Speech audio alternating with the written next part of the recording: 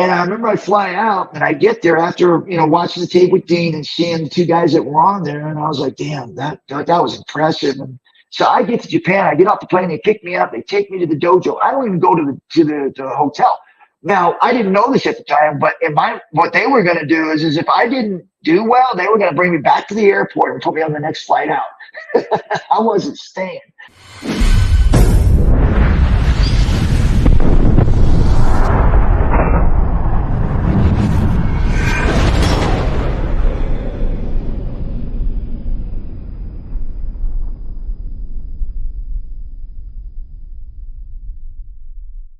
Hey, this is Ken Shamrock, the world's most dangerous man. Well, former world's most dangerous man.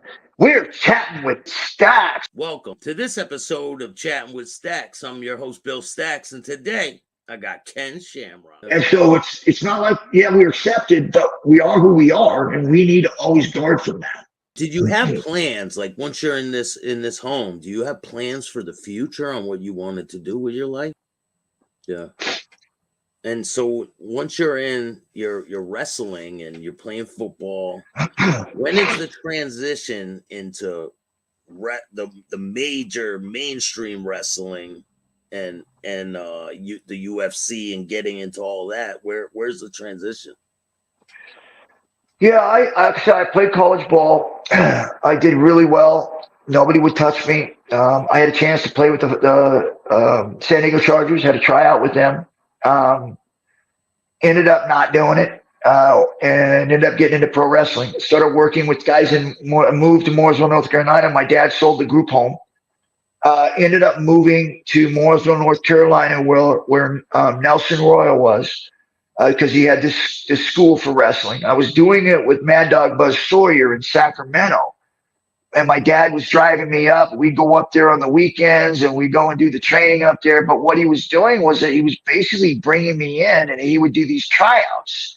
And he'd bring in these big, strong guys who thought they were like all of this. And he would have me go in there and shoot on them because they pay $1,700 for the tryout. And if they didn't make it, they didn't get a refund. They had to make it.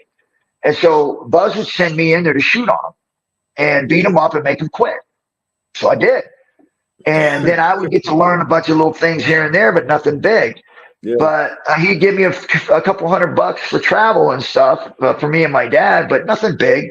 So he was probably making anywhere from $1,400 to $1,500 after he would pay us a few bucks on these tryouts. And he was starting to do them every other weekend where he'd bring in, 3 or 4 different guys. And he just had me beat him up. He said, I don't want him to pass.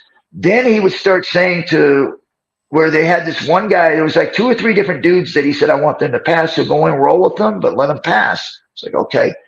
And they were smaller guys. They were guys that were probably 210, 215. The other guys were 260, big football guys, strong. But he had these smaller guys that really weren't all really that great and didn't have a real good look. But he would say, I want this guy. And I was like, okay, not my business. Well, come to find out, they own businesses. Like one guy owned his own plumbing. Another guy owned his own video shop. So he was getting these guys to pay him fees to train them, big fees, because they had money. But these other guys were like played college ball or college wrestling or whatever it was, and they didn't have money.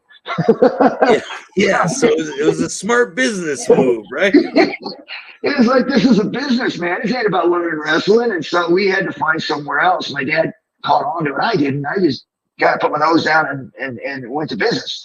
And out of the probably 13, 14 guys that I probably beat up during that time, not the ones that he let me pass, but the guys that I beat up and not let pass, there was probably some talent there somewhere. But I even guys that were wrestlers, I was beating them up.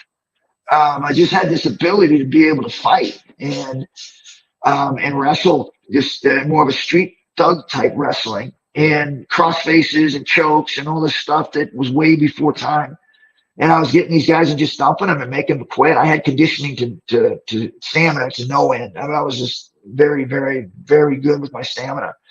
And I was just beating these guys up. And out of the probably 13 to 15 guys, man, there was a lot of guys that probably should have made it, but didn't.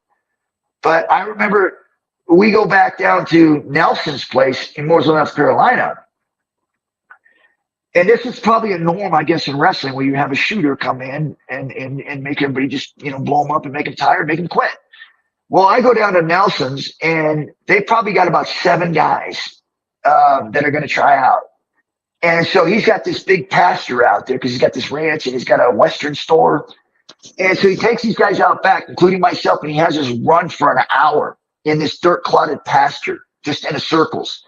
So we do, and we're pretty tired. Then he makes us run these sprints, and at the end of each sprint, you're going to get down and do a push-up, roll over, do a sit-up, jump up, sprint back again, do a push-up, do a sit-up. You're going to do 20 of them. So we do it. And everybody's starting to gas up, and I'm gassed too, but I'm still way ahead of these guys. I'm just like zipping, and I'm probably 220, all muscle. And so they're probably pretty impressed with me. So then they bring us into the barn after about a 2-hour workout, and everybody's pretty tired and gassed. He starts throwing guys in the ring, and he brings in this one guy, the ringer. I was that guy he's bringing in to beat us up, to make us quit, because we just paid $2,700 for this tryout. Not 17, not 13 like Buzz was doing, but $2,700 for this tryout. And so this guy comes in, and I remember he goes against the first guy, and he's tired, and he just beats him up, and then he ends up having to quit. But the thing is that Nelson didn't say he was done. He says, "Okay, go over here, good job." Like, didn't kick him out. I said, "Just good job, go over here." Well, I come up about third with this guy, and now I'm thinking to myself, he's gonna try to make me quit because I'm big, I'm strong, I have the look. I don't have money. I don't have a business. My dad does, but I don't. So we go in there, and probably about the first 5 minutes, it's a battle. I mean, like, this guy is got me because I'm tired, right? But then he starts getting tired with me. We go about 5 minutes into this thing, and it's like 2 bulls throwing one another, and he's getting a little bit of the advantage on me because I'm tired, but I keep coming, and I keep coming. And pretty soon he gets tired. And I ended up beating the tar out of him. And there was 3 few other guys still waiting to go. And I remember Nelson goes, "Can you go some more?" I said, "Yeah." So he sent them in with me just to work with them. He didn't tell me to beat him up, just to work with them, because this guy got tired and he was done. I mean, I just thumped him. And so I ended up working the rest of the guys. And then probably 6 months later, I'm doing a match with Nelson, and he puts the strap on me. And that's where my career actually started. Was Nelson actually dropped the heavyweight strap to me 6 months in. Ended up going over to Japan, doing some works over there, coming back here, doing more. And then that closed down. And then that was North Atlantic Pro Wrestling. Then South Atlantic Pro Wrestling came in under George Scott. And so I ended up going there and working with them. And then they ended up putting the strap on me. And so it really, from that point on, I think people realized that not only was I had conditioning, I was tough, I could go the distance with anyone, but I also had charisma. I had this character that people could connect with.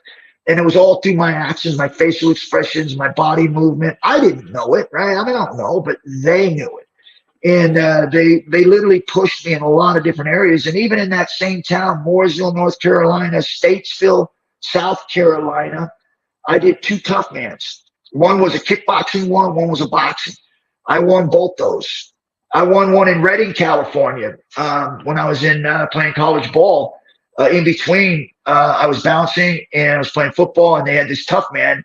And I remember I fought in that. A lot of guys from the bar, because I was bouncing. A lot of the guys from the bar and other places, and they had all these reputations. One guy just came out of prison, supposed to be the one badass dude. There's no boxes, right? We were all just, tough mans. And I'm knocking everybody out. The guy that was a 198 pounder and I was the heavyweight, we're supposed to fight each other for the grand prize. We all won our money in the division, but now we got to fight for the $5,000, the grand prize. We won $5,000 in each of our divisions, and then we get to win another $5,000 for the winner. Well, the guy in the 198 pound didn't even come out. He's like, "I'm not fighting him." So he gave you the money? They didn't even fight me. Yeah. Yeah. So when do you start getting into the UFC? And what was that first experience like? yeah, I got, like I said, did the wrestling, and then I was over in Japan for a while for Baba, and then I went over for Inoki, New Japan, and did some stuff there. And that's where I I was in Mooresville, North Carolina. I was with Dean Malenko, and I remember he showed me this tape from Japan. And that's why I met Dean at, was in Japan, and he came up to Mooresville to run that circuit with us, and he lived with me because he wanted to come down, and I met him through Japan, and he came down and we were going to run the circuit together. A great wrestler. Everybody knows who he is. And he shows me this tape of what they call the ultimate something or another. It wasn't the ultimate. I mean, it wasn't ultimate. It was something hybrid something. And it was pro wrestling. The ending was predetermined, but the actual events that were happening between the finish and the start was kicks, punches, knees, elbows, headbutts, throws, suplexes, submissions, pinfalls, all of this. And I'm watching it, and they're literally knocking the piss out of one another, like hitting each other, kicking each other, all controlled. But I didn't know that. And I was like, I want to do that. And I remember Blanco looked at me and goes, those guys are no, that's not pro wrestling, boy. That's those guys are going at it. I was like, yeah. Yeah. And I was like, I want to do it. And he goes, you're crazy. He goes, because he did it, right? But he was more on the softer side. He was like, yeah, I'm not getting into that hard style, because that was what they called hybrid pro wrestling. And so I remember going over there, and they put me through a tryout, and they beat the piss out of me. I mean, I'm a tough guy, and I don't ever remember losing a fight. I would either run knowing I was going to get my ass kicked, or I stayed and I never lost. So I remember going over there and doing this tryout, and I remember seeing that tape that Dean had showed me, and he set the time for me to go over there and do it. So I flew out. And I remember I fly out, and I get there after, watching the tape with Dean and seeing the two guys that were on there. And I was like, damn, that was impressive. And so I get to Japan, I get off the plane, they pick me up, they take me to the dojo. I don't even go to the hotel. Now, I didn't know this at the time, but what they were going to do is if I didn't do well, they were going to bring me back to the airport and put me on the next flight out. I wasn't staying. So I get there, and it's a 10-hour flight, gets you. It's not like a short flight. So I get there, and they're like, yeah, get dressed. And I was like, in my head, I'm like, wow, I don't even get a flight. So I get dressed and start to warm up. And as I'm warming up, the door opens into the dojo, and I see these two guys walk in. And I looked, and I remember thinking, how do I know? I know it was the two guys on the tape, the two guys that I saw fighting each other. It was Suzuki and Funaki. And they come walking into the dojo, and I'm like, that's them. And I was like, literally like, oh, like that was those guys, man. And so we start doing the tryouts. Well, they bring in this guy, Fouquet, who was a young boy. And then there was another young boy that came in. I don't remember his name. And the only reason I know Fouquet is because he stayed, and we had a career together. So these two young boys come in. They hadn't made the team yet, right? And I don't know this. I think I'm going in, I'm trying out against some of these guys. And so we go in there, and I remember Fouquet goes first, and I just beat him up. Bang, bang, bang. I'm controlling him. I don't know anything, right? I just know street. I know how to punch. I know how to grab guys and slam on the ground. I know how to wrestle. I know how to do certain chokes, but not like those chokes. And so I'm basically feeling good. I go to the second guy. I go probably 25, 30 minutes with Fouquet. I go with this other dude, another probably 20, 25 minutes, 30 minutes. I don't remember if it was long. And I remember I'm sweating, and I feel good. I'm like, yeah, bring it. Like, I'm feeling like that. Yeah. I'm in it. And I forget that those other guys are still in the building. So the two guys from the tape. The real ones. The real ones. Yeah. So I don't know this, right? I'm thinking that these guys are just part of the whole thing. And it's like, okay, I'm in. It's like, well, all of a sudden I hear Sammy, who was the U.S. connection, come over, and he spoke pretty good English. He goes, looks at me, he goes, you think you can go some more? It's probably 10, 15 minutes in between me actually doing anything. I recovered fast. Yeah, I'm ready. So he points to Suzuki. He says, as he's lacing up his shoes, he goes, you ready?